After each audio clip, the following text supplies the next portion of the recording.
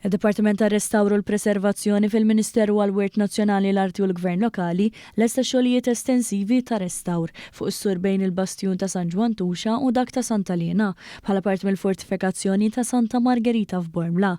Ix-xogħlijiet ta' restawr saru tul 320 metru ta' fortifikazzjonijiet u inkludew ukoll id-daħla storika tal-Bib ta' Santa Liena.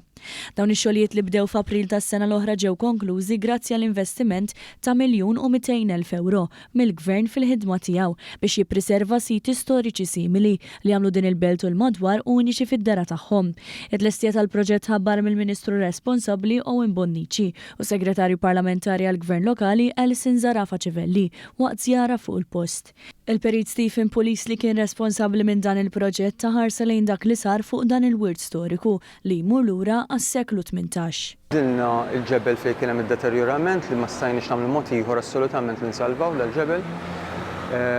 Naddafna, neħħejna swidija, l-black crust, il-ħmiex li jaħdem mal-faċċati, irrestawrajna anki in-naħa ta' fuq il-Bib ta' Santa Liena.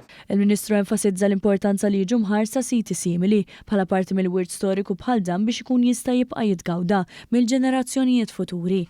Għalli dan hu biss proġett wieħed minn kullana li qed jitwettqu mill-Gvern u dan l-investimenti tisaħħaħ l-esperjenza kulturali kemm għall-Maltin kif ukoll għat-turisti, parti mill-viżjoni ċara amministrattiva għal din il-parti ta' pajjiżna. Aħna gburin dan l-investiment li qed nagħmlu għax aħna l-kottonera rriduha tkompli timxi il-qudiem u tkompli tiżbieh. Fil-kumment tagħha s-Segretarju Parlamentari Zarafa Civelli enfasizza dwar il-kollaborazzjoni kruċjali li kienet meħtieġa bejn il-Kunsill Lokali u l-Gvern anke f'dan il-proġett. Qed nagħtu s-saħħa il-vuċi lill-Kunsill Lokali sabiex l-irkejjen li għandhom bżonn ir-restawr ikompli jresquhom il-qudiem sabiex imbagħad il-Ministeru ikompli jagħmel dan ix-xogħol biex ikollna lokalitajiet iżbaħu aħjar. Preżenti għal din l-inaugurazzjoni tal-proġett kien hemm ukoll is-Sindku ta' Bormla Marco Aġus li ringrazzja lil kull min kien involut f'dan ir-restawr li ta' dera ferm aħjar lil din id-daħla storika.